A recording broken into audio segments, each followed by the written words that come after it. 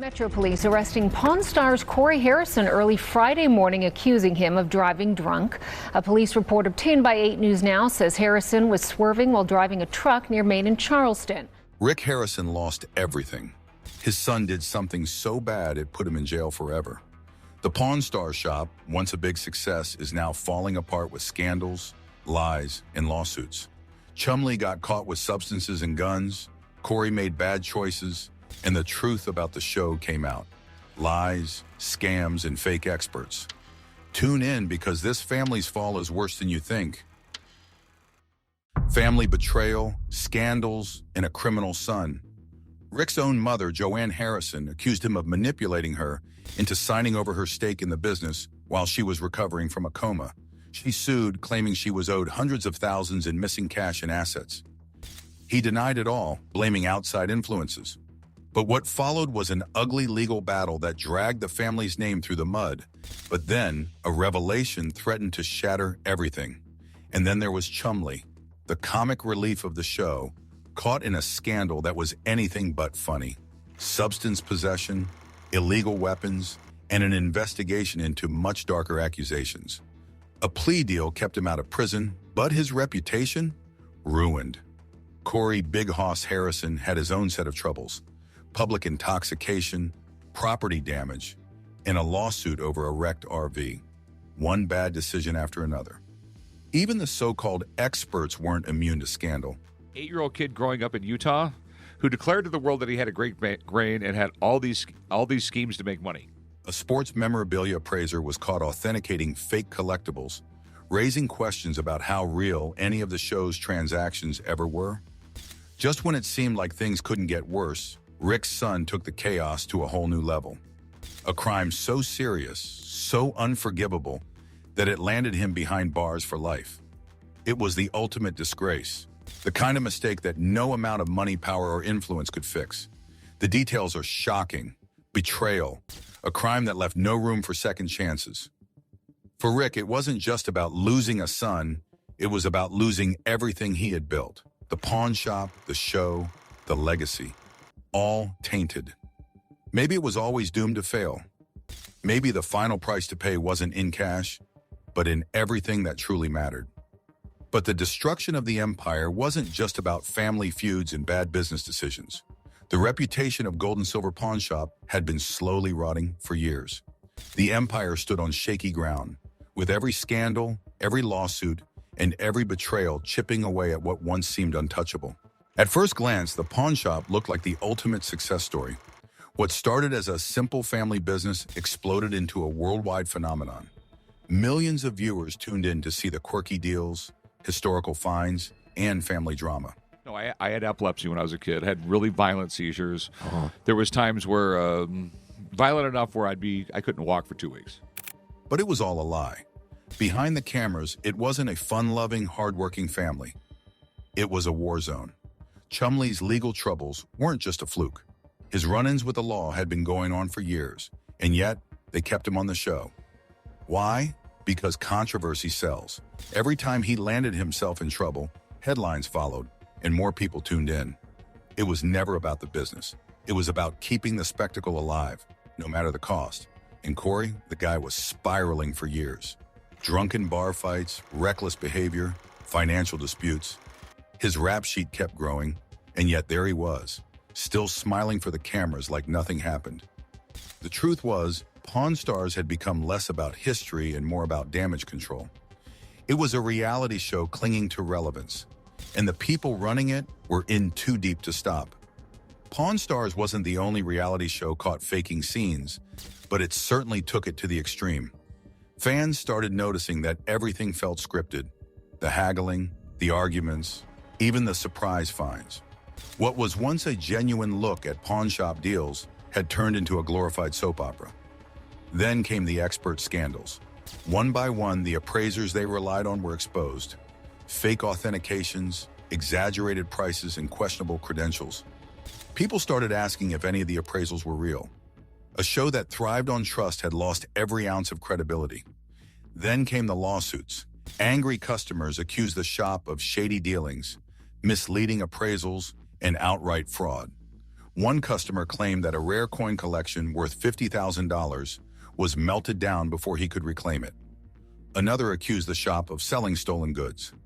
The more people spoke out, the more it became clear. This wasn't just a TV show gone wrong. It was a business that had built its fortune on deception. Rick had survived scandals before. Lawsuits came and went. Public backlash was just part of the game. But his son's crime? That was the final nail in the coffin. There was no bouncing back from this one. It was brutal. It was irreversible. And it shattered whatever was left of Rick's already crumbling world. Back in the day, this engineer, some dude who used to work on Tucker automobiles, decided he wanted to shake up the bike world. He built something wild, something no one had ever seen before. A sleek, futuristic frame made out of fiberglass, which was practically alien tech at the time, built-in battery-powered lights, and a shape that looked like it belonged in space. He put about 80 of them out in shops all over the country, hoping they'd catch on like wildfire. But of course, big brands like Schwinn weren't having it. Too weird, too ahead of its time. Most of them got scrapped, dumped in basements, or just vanished off the face of the earth. That's what made this bike such a big deal. It was pristine, never repainted, never tampered with, not a speck of rust. The kind of thing collectors would lose their minds over. Rick, being Rick, wasn't about to let this thing pass without knowing the numbers. That's where Chumlee came in. Turns out, he actually knew his stuff for once. These bikes could pull anywhere from $12,000 to $20,000. And this one was practically mint. The pawn shop was already in trouble, but Chumlee's reckless choices made everything worse. Chumlee's disaster. Rick might have been a tough boss, but he wasn't blind. He had been keeping an eye on Chumlee's hustle, and this deal? This was the cherry on top. Instead of getting the usual lecture, Chumlee got something he never expected. A fat bonus, $11,000. Crisp $100 bills straight into his hands. And you know what he did with it? If you guessed something smart, you clearly don't know Chumlee. Stocks? Savings? Nope. This man marched straight to the jeweler with one goal in mind. Gold teeth. A full-on custom gold grills. Because why not, right? Rick tried, bless his heart. Maybe an investment in Apple or Google? Something that would actually grow in value? But Chumlee wasn't hearing any of it. In his mind, those gold teeth were the best investment of all. And with that, he strutted out, visions of his blinged-out smile already dancing in his head. That bike was more than just a deal. It was a legend, a story, a piece of history that somehow made its way into the shop.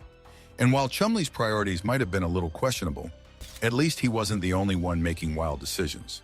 It rolled into the shop looking like it had been plucked straight from the 80s, drenched in a paint job so loud it practically screamed midlife crisis. The seller, a guy who clearly had too many cars, was hoping to unload it for $2,500, though he'd settle for $2,000. But let's be real, the thing was a money pit. Just because you slap some expensive wheels and a custom paint job on a junker doesn't mean it magically turns into a gold mine. The seller hyped it up hard. New interior, custom sound system, even a V8 swap. In his mind, this thing was a masterpiece. In reality, it was a flashy money vacuum. And just when you thought logic might prevail, Chumlee locked eyes on it. You could practically see his brain short-circuiting from excitement. The seller must have been grinning ear to ear, because at that moment, he knew he had his sucker. I did love making money. I did know that if you went to the swap meet and you kept on looking for silver spoons and stuff like that, if you get those real cheap, my brother had a fake ID. He could sell them at the pawn shop. Haggling began, and it was painful to watch. The seller tried justifying his price by saying the tires alone were worth $11,000, which just made it clear how bad his decision-making skills were. Rick, the voice of reason, threw out a $1,000 counteroffer. But before anyone could pull Chumlee away, he was locked in at $2,000. Just like that, the pawn shop's most reckless spender had acquired a car he had absolutely no business owning, hearing any of it. In his mind, those gold teeth were the best investment of all. And with that, he strutted out, visions of his blinged-out smile already dancing in his head. That bike was more than just a deal. It was a legend, a story, a piece of history that somehow made its way into the shop.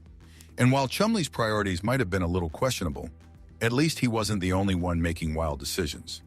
It rolled into the shop looking like it had been plucked straight from the 80s, drenched in a paint job so loud it practically screamed midlife crisis. The seller, a guy who clearly had too many cars, was hoping to unload it for $2,500, though he'd settle for $2,000. But let's be real, the thing was a money pit. Just because you slap some expensive wheels and a custom paint job on a junker doesn't mean it magically turns into a gold mine. The seller hyped it up hard. New interior, custom sound system, even a V8 swap. In his mind, this thing was a masterpiece. In reality, it was a flashy money vacuum. And just when you thought logic might prevail, Chumlee locked eyes on it. You could practically see his brain short-circuiting from excitement. The seller must have been grinning ear to ear, because at that moment, he knew he had his sucker. Haggling began, and it was painful to watch. The seller tried justifying his price by saying the tires alone were worth $11,000, which just made it clear how bad his decision-making skills were. Rick, the voice of reason, to protect and to serve the emperor, it was one of the highest honors. You didn't get more respect than walking through the streets coming from a samurai family. Threw out a $1,000 counteroffer, but before anyone could pull Chumlee away, he was locked in at $2,000. Just like that, the pawn shop's most reckless spender had acquired a car he had absolutely no business owning. And of course, the spending didn't stop there. The next stop, Count's Customs, a shop that specialized in turning bad ideas into even worse ones. A few days later, Chumlee came back grinning like an idiot, ready to unveil his masterpiece. Spoiler alert, no one was impressed. Rick, a man who had seen his fair share of financial disasters, could barely keep a straight face. $2,000 was bad enough, but now Chumlee had sunk an extra $3,000 into it. The grand total? $5,000 into a car that had no business being on the road. And what did he get for all that cash? Hydraulics. That was it. The car could now bounce up and down on command. He just shook his head, knowing there was no fixing stupid. The shop's eldest member, who never minced words, called it the most ridiculous thing he had ever seen. And yet Chumlee was over the moon, showing off his bouncing disaster with childlike glee. He even had the nerve to offer the old man a ride, which was met with an unimpressed glare so sharp it could have sliced steel. Either way, we'll be here for the next questionable purchase. Because if there's one thing you can count on at this shop, it's that bad decisions never go out of style. And then there was the case of the infamous jukebox.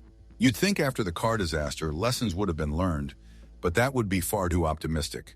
The jukebox, a supposedly vintage collector's piece, waltzed into the shop looking like it had been dragged through several decades of bad decisions.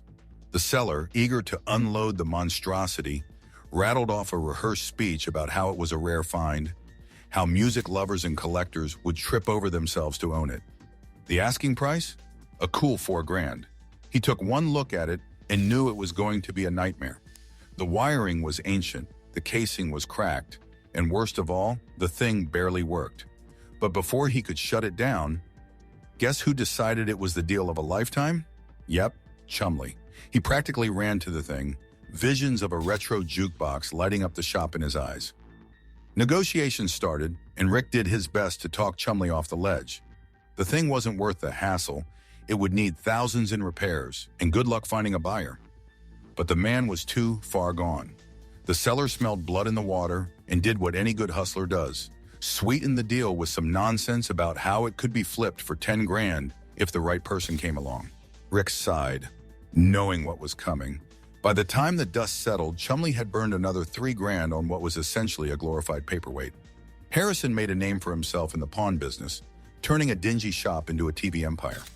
On the screen, he was the wise businessman, the no-nonsense guy who knew a good deal when he saw one.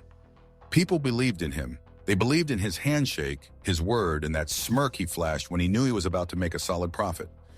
But trust? Well, that's a funny thing. It takes years to build and only seconds to shatter. And oh, did it shatter. The cracks were always there, but no one wanted to see them. The fans bought the story. A family shop, a father passing down wisdom, a son learning the ropes, a goofy sidekick keeping things light. It was the American dream wrapped in nostalgia and shiny rare collectibles. But behind the staged haggling and scripted real deals, the truth was messier. And when the mess finally hit the fan, it wasn't just embarrassing, it was career-ending. Pawn Stars looked real, but it was all fake. Now the truth is out and the damage is done. The fall of Pawn Stars. Counterfeiters have become extremely skilled in forging these coins. So it's extremely important to take your time and look carefully, because the devil is in the details. Pawn Stars wasn't just a show. It was a brand, a stamp of credibility that people trusted. The shop, a tourist attraction. The people, household names. But trust in business, especially one built on valuing and appraising goods, is everything. And when the rumors started swirling that not all of those authentic items were actually authentic, that trust cracked. Then it broke. But that wasn't even the worst of it. Because when you run a business based on people believing in you, and they find out they've been played, they don't just get mad. They want revenge. And that revenge came in lawsuits, scandals, and a wave of public disgrace that even years of smooth talking couldn't fix. The big turning point? The gold coin debacle. A company slapped Rick Harrison's name all over their promotions, convincing people to invest in rare coins that were supposedly gold and set to skyrocket in value. Spoiler alert, some of those coins weren't even real gold. By the time people realized they'd been duped, the company had disappeared into the wind, leaving behind a lot of empty wallets and even angrier customers. And who did they blame? The face they trusted, the man on their screens. He tried to distance himself, said he wasn't responsible, but his face was on the ads, his voice was on the pitch. And to the people who got swindled, that was all that mattered. The lawsuits poured in, angry former fans turned into relentless enemies. And the deeper they dug, the worse it got. But none of that compared to the final bombshell. The one that couldn't be spun, the one that wasn't about bad business deals or shady investments. The one that landed his son in prison. Not for a few months, not for a couple of years, for life. This wasn't a bad investment. This wasn't a PR nightmare that could be shrugged off with a carefully worded statement. This was real, it was violent, it was ugly, and it was the kind of thing you don't come back from. The fallout was immediate. The pawn shop, once packed with tourists hoping to catch a glimpse of reality TV gold, started looking more like a ghost town. The show? That once beloved piece of... Once I read this law, I'm going, it's got to be close to that now for the city proper there. So I started calling the city statistician once a week. Television nostalgia? It lost its shine. Lawsuits kept stacking up. Angry customers, betrayed fans, former employees with dirt to spill. They all lined up, ready to tear down what was left of the Harrison name. Pawn Stars had been a well-oiled machine, spinning entertainment out of simple transactions. But the show was just that, a show. A scripted, polished, edited for TV illusion. And illusions don't last. The reality? That was far uglier. Rick Harrison built an empire on trust. And then one scandal at a time, he tore it down. Maybe he saw it coming. Maybe he didn't. But when the dust settled, one thing was crystal clear. The biggest scam in Pawn Stars history wasn't an overpriced piece of memorabilia. It was the belief that any of it had been real. The full extent of the disaster unraveled slowly. Each new revelation dug the hole deeper. Insiders started talking. Employees who had been with the shop for years came forward with stories about how things were really run. They told of backroom deals, manipulated sales, and staged encounters designed purely for entertainment value rather than actual business operations. The reality show had never really been reality at all. One former appraiser spilled the details about how certain items were pre-approved for authenticity before they even came through the doors. The excitement of seeing a rare baseball card or an antique